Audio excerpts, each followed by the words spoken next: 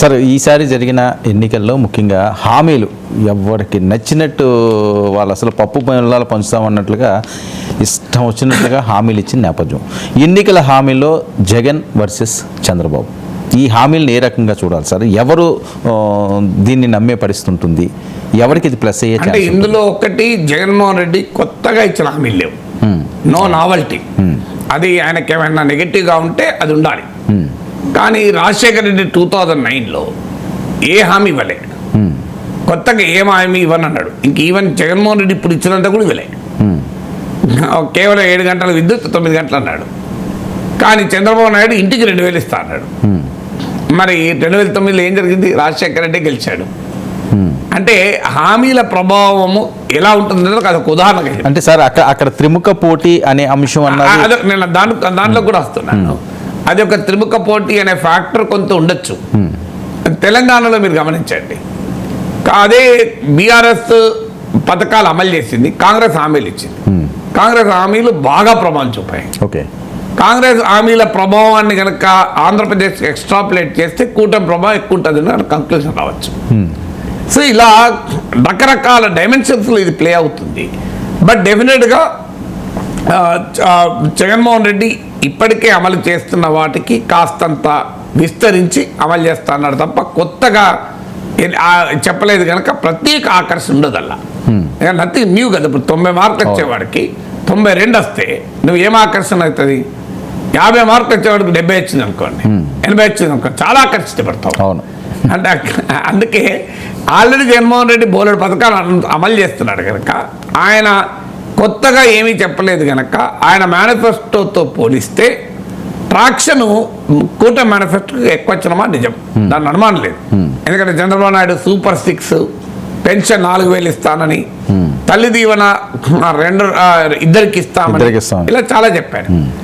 ఇందులో ఇవి మరి అంటే బేసిక్గా మోర్ ట్రాక్షన్ నీకు కూటమి మేనిఫెస్టోకి రావటానికి కారణం అది ట్రాక్షన్. నేను చాలా జాగ్రత్తగా పదాలు వాడుతున్నా, ఓటింగ్ అంటలేను, ట్రాక్షన్. ఒకవేళ ఆ ట్రాక్షన్ ఓటింగ్గా కన్వర్ట్ అయితే కూటమికి లాభం. ఇక ఈ హామీలలో ప్రధానమైన పథకాలే, వేరే హామీలు ఏం లేవు కదా. ఈ హామీల వల్ల, పథకాల వల్ల ఒకటి ఏంటంటే కంపారిటివ్లీ వెల్ఫేర్ వరకు జగన్ బ్రాండ్ కన్నా చంద్రబాబు బ్రాండ్ వీక్. చంద్రబాబు నాయుడుకున్న బ్రాండ్ గుడ్ అడ్మినిస్ట్రేటర్ అని. ఓకే, సో పాలన సమర్థవంతంగా. నేను తిరుపతిలో ఈ మధ్య ఒక పెళ్లికి రిసెప్షన్కి వెళ్ళి ఎయిర్పోర్ట్కి ఫ్లైట్లో కార్లో వస్తుంటే ఆ టాక్సీ డ్రైవర్తో మాట్లాడాను. నేను వీడియో కూడా పెట్టాను, దాదాపు 1,00,000 మంది పైన చూశాను. ఆయన చాలా బ్యూటిఫుల్గా చెప్పాడు, జగన్మోహన్ రెడ్డి పథకాలు సార్, చంద్రబాబు నాయుడు పాలన సార్ అన్నాడు. జగన్మోహన్ రెడ్డి సంక్షేమం సార్, చంద్రబాబు నాయుడు అభివృద్ధి సార్ అన్నాడు. అంటే క్లియర్గా అడ్మినిస్ట్రేషన్ గట్టిగుంటుంది సార్ చంద్రబాబు నాయుడు టైంలో అని. సో అందువల్ల బ్రాండ్ జగన్కు డెఫినెట్గా మోర్ క్రెడిబిలిటీ ఉంటుంది హామీల పట్ల, పథకాల పట్ల కంపారిటివ్లీ బ్రాండ్ చంద్రబాబుతో పోలిస్తే. మీకు governance, administration, development, economic growth, పెట్టుబడులు ఇలాంటి విషయాల్లో చంద్రబాబు నాయుడుకు అప్పర్ హ్యాండ్ ఉంటుంది. సంక్షేమము విషయంలో ఖచ్చితంగా రాజశేఖర రెడ్డి వారసుడిగా జగన్మోహన్ రెడ్డికి ఉంటుంది. అయితే ఇక్కడ ఒక ఛాలెంజ్ ఏమొస్తుంది అంటే ఈ కూటమి ఒక సమర్థవంతంగా ఒక డిబేట్ను మాత్రం తీసుకెళ్ళగలిగింది. ఓకే, జగన్మోహన్ రెడ్డి సంక్షేమం చేస్తాడు కానీ అభివృద్ధి చేయడు అని. ఇది ప్రజల్లో కూడా చాలా బలంగా ఉంది. ఈవెన్ కూటమి చెప్పడము చెప్పకపోవడంతో సంబంధం లేకుండా ప్రజల్లో ఉన్న కూడా ఫీలింగ్. సో ప్రజల ఫీలింగ్కు ఒక పార్టీ చెప్తే దానికి ఎక్కువ ట్రాక్షన్ ఉంటుంది. ప్రజల ఫీలింగ్లో లేని చెప్తే ట్రాక్షన్ ఉండదు. మీరు కేసీఆర్ ఎవరికి దొరకడన్న భావన ప్రజల్లో ఉన్నది కనుక కాంగ్రెస్ పార్టీ చెప్పినప్పుడు ప్రజలు ఆకర్షించబడ్డారు. కేసీఆర్ ఉద్యోగాలు ఇవ్వలేదని ప్రజలు భావించారు. బీఆర్ఎస్ మేము ఎన్ని లెక్కలు చెప్పినా. సో కాంగ్రెస్ పార్టీ అది చెప్పింది కనుక ప్రజలు అట్రాక్ట్ అయ్యారు. కేసీఆర్ కుటుంబమే మొత్తం డామినేట్ చేస్తుంది, తెలంగాణ ఉద్యమ ఫలితాలను అందుకుంటున్న ప్రజల్లో భావన ఉండే. కాంగ్రెస్ అని చెప్పింది కనుక అది లాభపడ్డది. అంటే ప్రజల్లో ఉన్నటువంటి భావాన్ని పార్టీలు వ్యక్తం చేసినప్పుడు అది చాలా సమర్థవంతంగా ప్రజలపైన ప్రభావం చూపుతుంది. అందువల్ల ప్రజల్లో ఆ భావన ఉన్నది. సంక్షేమం బాగా జరుగుతుంది కరెక్టే, కానీ ఆ డెవలప్మెంట్ లేదు కదా అని. ఇది ఖచ్చితంగా వైసీపీ కనుక దెబ్బ తగిలితే ఈ అంశం అది వైసీపీకి ఛాలెంజ్ అవుతుంది. ఓకే. దెబ్బ తగులుతుందా లేదా మళ్ళీ జూన్ 4న చూసుకోవాల్సిందే. అది నేను ఇప్పటికే ఇప్పుడు నేనేం కంక్లూజన్ చేయలేను, ఎందుకంటే ఎన్నికల కమిషన్ నిబంధనావళి ఇక్కడ కీలకం. అవును. ఎవరైనా అనుకోవచ్చు సార్ పాము సావకుండా కట్ట ఇరగకుండా మాట్లాడుతున్నాడంటే ఎన్నికల కమిషన్ అట్లే చెప్పింది, పాము సావద్దు కట్ట ఇరగద్దనే చెప్పింది. అవును. అందువల్ల నేను పాము సావదు, నేను మాట్లాడదంటే కట్ట ఇరగదు. మీరు అర్థం చేసుకోవాలి పాము కట్ట గురించి, నాకు తెలియదు. అందువల్ల ఎన్నికల కమిషన్ నిబంధనావళిలో ఉన్న పాము కట్టకు లోబడి నేను మాట్లాడతా.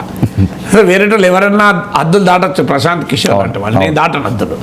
సో ఇక ఇక్కడ ఇంపార్టెంట్ ఏంటంటే కూటమి సక్సెస్ఫుల్గా ఒక నరేటివ్ మాత్రం బిల్డ్ చేసి, ఆ నరేటివ్ ఏంటి అంటే ఎకనామిక్ గ్రోత్ లేకుండా, ఎంప్లాయ్మెంట్ లేకుండా, డెవలప్మెంట్ లేకుండా ఇచ్చే సంక్షేమం అన్సస్టైనబుల్, ఆ సంక్షేమమే సరిపోదని. ఇది ఏమైంది అంటే ఒక తల్లి తనకు వస్తున్న డబ్బులకు ఆనందపడ్డా తన బిడ్డకు ఉద్యోగం లేదన్న బాధ కూడా ఉంటుంది. ఈ డైమెన్షన్ కనుక ప్లే అయితే కూటమికి అడ్వాంటేజ్ అవుతుంది. బట్ కూటమి సక్సెస్ఫుల్గా ఈ డైమెన్షన్ నరేటివ్ బిల్డ్ చేసింది. అది ఎన్ని సెక్షన్ల వరకు పట్టణ ప్రాంతాలకు పరిమితమైందా, గ్రామీణ ప్రాంతాలకు వెళ్ళిందా, జనంలోకి వెళ్ళిందా, డిస్పైట్ దిస్ ఫీలింగ్ స్టిల్ మాకు వెల్ఫేర్ వస్తుంది కదా అని ప్రజలు సంతోషపడ్డారో తెలియదు మనకు. సో బట్ అదొక క్యాంపెయిన్ నరేటివ్గా మాత్రం చాలా పవర్ఫుల్గా తీసుకెళ్ళగలిగారు. చంద్రబాబు నాయుడుకు ఉన్నటువంటి బ్రాండ్కు ఈ నరేటివ్ కూడా లింక్ అయింది, సింక్ అయింది. లింకే కాదు, సింక్ కూడా అయింది. ఎందుకంటే చంద్రబాబు నాయుడు బ్రాండ్ ఉంది కదా డెవలప్మెంట్ అని. So economic growth, development Chandrababu Naidu brand. Jagan లెక్కలు చెప్పచ్చు, నా కాలంలో జిఎస్డిపి ఇంత పెరిగింది, చంద్రబాబు నాయుడు కాలంలో ఇంత జిఎస్డిపి పెరిగింది, కానీ ఈ లెక్కలు పబ్లిక్ పర్సెప్షన్ బీట్ చేయవు. ఇప్పుడు టీఆర్ఎస్ కూడా బోల్ లెక్కలు చెప్పింది కదా, మేము ఇన్ని ఉద్యోగాలు ఇచ్చినాము, అసలు 10 ఏళ్ళ కాంగ్రెస్ పాలన అవన్నీ జనం పట్టించుకోలే. జనం పర్సెప్షన్ అనేది కేసీఆర్ ఉద్యోగాలు ఇవ్వలేదన్న, అంతే కదా. అవును, వేరే పర్సెప్షన్ లేదు. సో అందువల్ల పబ్లిక్ పర్సెప్షన్లో ఒక పవర్ఫుల్ నరేటివ్ను కూటమి బిల్డ్ చేయగలిగింది టువర్డ్స్ ఎకనామిక్ గ్రోత్. అంటే ఒక గ్రోత్ కాన్షియస్నెస్ ఉన్న ప్రజలు, అంటే గ్రోత్ లేదు అనే భావన జనంలోకి సక్సెస్ఫుల్ కలిగింది. అయితే ఇది పట్టణ ప్రాంతాలకే పరిమితమా, గ్రామీణ ప్రాంతాలకు పరిమితమా? ఒకవేళ గ్రామీణ ప్రాంతాల్లోనే ప్రజలు అలా భావించినా కూడా, ఆ అసంతృప్తి ఉన్నా కూడా జగన్కు ఓ సంక్షేమం అయితే ఇస్తున్నాడు కదా అని భావించారో చూడాలి. తర్వాత పథకాల విషయంలో జరిగిన ఇంకో డైమెన్షన్ ఏంటంటే, పథకాలు ఇచ్చారు, పన్నులు పెంచారు అన్నది కూడా టీడీపీ సమర్థవంతంగా జనంలోకి తీసుకెళ్ళింది. బాదురే బాదురు అనే కార్యక్రమం కావచ్చు, కన్సిస్టెంట్ క్యాంపెయిన్ రీత్యా మీకు అంటే టీడీపీకి అడ్వాంటేజ్ ఒకటి వచ్చింది, వైసీపీ కోమో జగన్ ఒక్కడే క్యాంపెయినర్. అవును, అందుకే మీరు లాస్ట్ వరకు చూడండి, జగన్ టీవీ ఇంటర్వ్యూలో కూడా మీకు అలసట కనబడ్డది. చంద్రబాబు నాయుడు మాత్రం చాలా యాక్టివ్గా క్యాంపెయిన్ చేశాడు, మామూలు యాక్టివ్ కాదు. ఆయన అడ్వాన్సింగ్ ఏజ్, ఆయన ఆరోగ్య కారణాలు ఇస్తే బెయిల్ మీద వచ్చాడు, అసలు విషయం అది. బట్ స్టిల్ చంద్రబాబు నాయుడు చాలా సమర్థవంతంగా క్యాంపెయిన్. ఎందుకంటే చంద్రబాబు నాయుడు ఇప్పుడు మనకు క్రికెట్లో ఉంటుంది, ఫస్ట్ బ్యాటింగ్ చేసిన వారికి నెక్స్ట్ బ్యాటింగ్ చేసిన వాళ్ళకి తేడా ఉంటుంది. అవును, నెక్స్ట్ బ్యాటింగ్ చేసిన వాళ్ళు రేసింగ్గా ఉంటారు, ఎందుకంటే వాళ్ళు బీట్ చేయాలి. అవును, ఫస్ట్ బ్యాటింగ్ చేసిన వాళ్ళకి టార్గెట్ ఉండదు, సెకండ్ బ్యాటింగ్ చేసే వాళ్ళకి టార్గెట్ ఉంటుంది.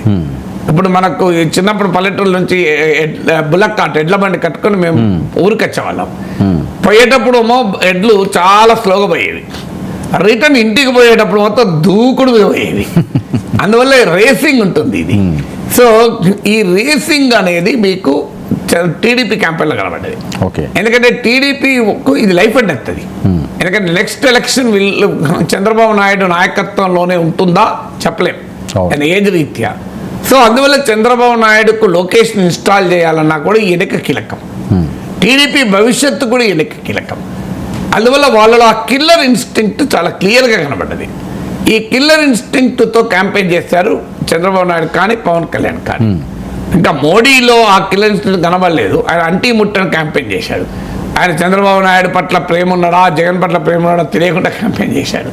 కానీ ఈ చంద్రబాబు నాయుడు పవన్ కళ్యాణ్ మాత్రం చాలా పవర్ఫుల్గా క్యాంపెయిన్ చేశారు.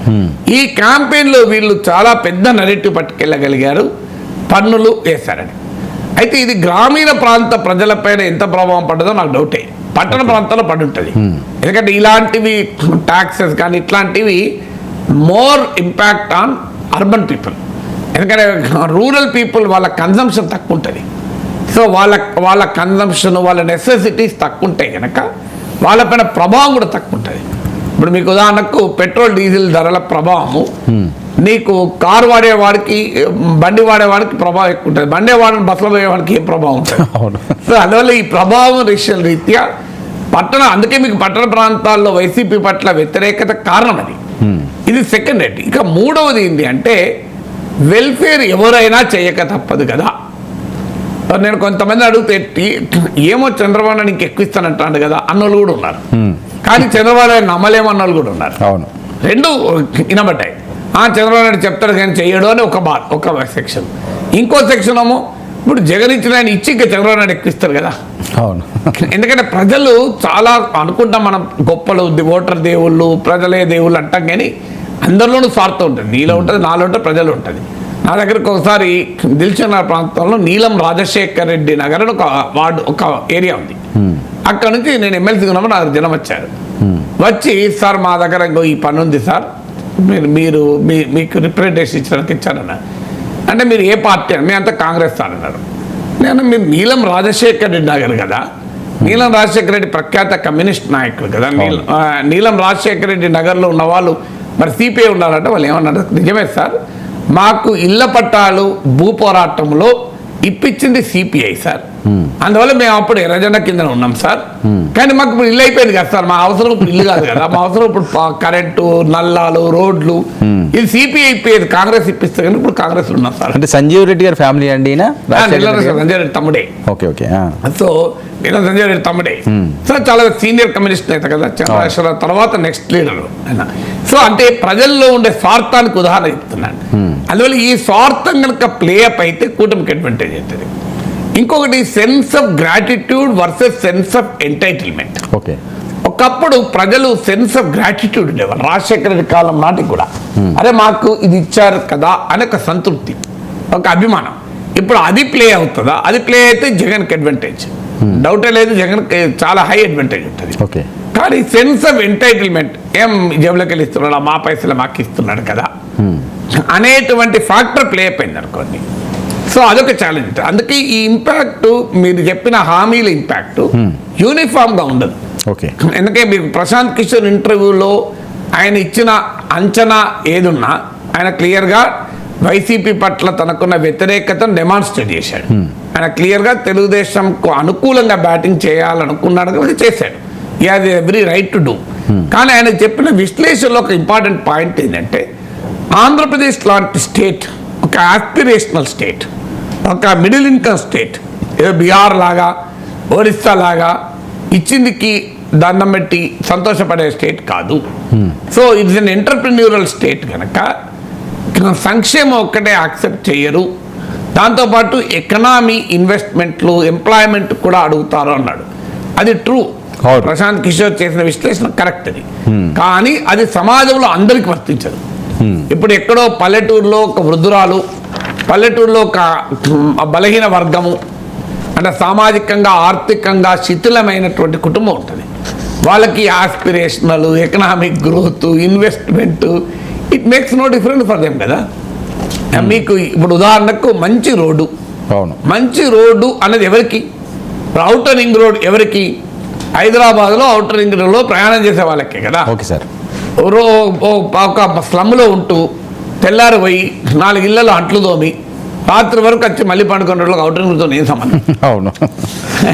సో అందువల్ల ఇవన్నీ కూడా అందరి మీద ఈక్వల్గా ప్రభావం చూపదు. Okay sir. సో బట్ డెఫినెట్గా ఒక సెక్షన్, అందుకే మీకు అర్బన్ మిడిల్ క్లాస్ వ్యతిరేకంగా ఉండడానికి కారణం ప్రశాంత్ కిషోర్ చేసిన విశ్లేషణ. ఓకే. కానీ పూరర్ సెక్షన్స్, సామాజికంగా ఆర్థికంగా శిథిలమైన అణగారిన కులాలు, వర్గాలు క్లియర్గా జగన్మోహన్ రెడ్డి వెనకాల ఉండే. ఎందుకంటే ఇది ఆంధ్రప్రదేశ్లో చాలా క్లియర్గా కాస్ట్ క్లాస్ డిఫరెన్షియేషన్ కనబడేది. Upper caste, upper class clear, urban youth, UUY, upper caste, upper class, urban youth కూటమి వైపు ఉన్నారు.